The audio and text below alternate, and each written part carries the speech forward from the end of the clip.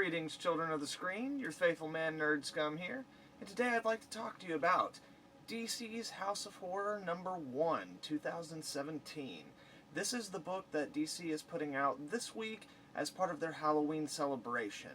Every year they do kind of different things for the holidays, and this year for Halloween we've got this book, and it's broken down into 8 different stories that are horror themed and horror inspired, and none of them take place, they all take place in the DC universe, but not in the main DC universe. So they're all variations on different characters or different stories that we might already commonly know.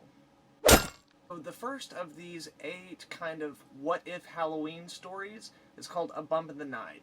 And it is a kind of telling of what would happen if the rocket-carrying Superman wasn't carrying Superman, but was carrying some kind of weird Kryptonian beast. And it's really cool. Like, most of the story focuses in on Ma Kent, and getting to see her kind of expanded as a character outside of the Superman mythology is really, really cool. So the second of the stories is called Man's World, and it is told in a non-linear fashion. And basically this story accounts a group of teenage girls who are playing with a Ouija board, and they attempt to contact the ancient spirit of an Amazonian. And basically, the way that we're presented with the story is a girl who doesn't really know what's going on, but she's got blood on her. And then as we go back and jump into this kind of weird phantasm-style flashback, dreamlike state, we see that she's actually inhabited by the spirit of another universe's Wonder Woman, a much more brutal, vengeful, kind of man-hating Wonder Woman, which a lot of times would be kind of weird, but in this story it's really cool and works out really well. A bit of a heads up, while most of it is shadowed, this particular story does contain a little bit of nudity, so keep that in mind for younger readers. The third story that we have follows a construction worker who was assigned as part of the demolition crew to Arkham Asylum, but we actually start the story off with his wife being dead and him not remembering how it happened, at which point a ghost or a hallucination of Harley Quinn appears and begins kind of sweet-talking him. And we find out that from that first time that he was in Arkham, he thought he saw Harley, and ever since then she's been haunting him inside of his head, getting him to do things he wouldn't normally do, culminating in the story that we have here. It's really cool, it's a lot of fun, and it's an interesting play on kind of the Harley Quinn archetype. For the fourth story, we have The Last Laugh, which is kind of a retelling of the Batman story in a very isolated way. And it really relates to Batman's relationship to the Joker, as well as Batman's insanity. Now, the end of the story, you see it coming a mile away, maybe even 100 miles away, but it doesn't actually take away from how well the story is executed, so it does end up having the desired effect, and it's in fact one of my favorite stories out of this book. Then for the next story, we have The Brightest Day, which is essentially just a zombie story taking place on the Watchtower, the Justice League's orbiting satellite. And really at the point where we enter the story, the only real survivor, or the only one who retains his humanity, is Hal Jordan. And we kind of just go through a fun but relatively typical kind of zombie mini-story. It was a lot of fun, it was really cool, but definitely not the best in the book. Coming in at the 6th story, we have Stray Arrows, which is a re-examination of the Oliver Queen character, seeming to take a lot of inspiration actually from the CW show, and actually exploring what would have happened to Oliver Queen if he had stayed on the path of being a killer vigilante. Again, it's a story that, while you don't necessarily see where it's going, it doesn't have a whole lot going on. It is more just an interesting, unique, and kind of dark and creepy take on a character that you know very, very well, and in that respect, it is super cool. It also plays a lot of the same as kind of the Batman story, and in kind of the same way, it holds up pretty well on its own.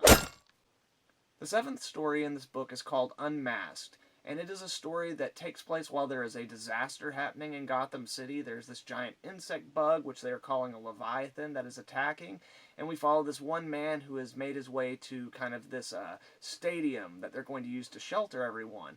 And as we see through his memories that leading up to this, he was investigating, or part of an investigation, looking for this killer who was cutting off people's faces and leaving notes saying, "Reveal your true identity," or "I will."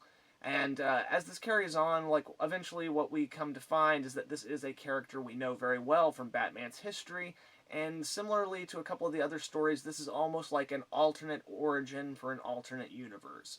Most of these stories play out as really cool what-if ideas, and this one's no different. But I definitely like this one as it is contained to this. I don't think it's a very good story that works on its own outside of it, but it was a lot of fun. Finally, for the 8th and final story in this book, we have The Possession of Billy Batson, which was a really cool story. We actually start off with a Billy that's a little bit older, probably, say, somewhere between 16, 17, and his early 20s, and he's kind of decked out as like kind of a goth punk rock kid, and he just keeps talking about how the world's garbage and he doesn't trust himself, and like he breaks up with his girlfriend, and the whole time he's hearing this little voice in his head whispering like, all you have to do is say my name and you'll have everything you want, and then you'll be rid of me, like we'll never have to do this again, we'll be together forever. And this kind of persists throughout the issue, and again, it's almost just kind of a darker take on that character. We get the sense that Billy Batson in this universe has never been Captain Marvel or Shazam, and that he's actually had the ability to be that person for a long time, but he's been resisting it because he's afraid of what he will do because he knows his own darkness. Kind of giving us the indication that this version of Billy Batson might actually turn out more to be kind of a Black Adam type character. And again, I'm not going to give the whole thing away. Like, the story ends pretty abruptly, and like you don't get to see it play out to fruition, but where it ends is really cool. And again, it's just kind of a fun alternate take on this character, like most of the stories in this book. But this one also, I don't know why, but I really, really liked this last story. I don't think it should have been the last story in the book, but I liked it a lot. Right on, guys, so that is the basic gist for DC Comics House of Horrors number 1, 2017. And overall, I enjoyed it. It's definitely not a quintessential book, it's not one you have to have, and it's also not a necessity. If you're reading DC Rebirth right now, this isn't important to anything that's going on in Rebirth. It's just some cool, interesting, alternate takes on the characters, told for kind of a chilling, creepy horror vibe. And in that respect, it does really, really well. Mind you, the book is slightly more because it's a holiday special coming in at $9.99, but if you have the extra cash and want a good kind of thrill out of it, I highly recommend you go pick this book up. And if you can afford it, and you do pick it up, definitely come back and let me know down in the comments what you thought about it. Right on, guys. Thank you guys so much for watching. If y'all like this video, make sure to give the video a like and share it with some friends. I hope you all have a great night and a happy Halloween. Nerd Scum out. Well done, pathetic scum.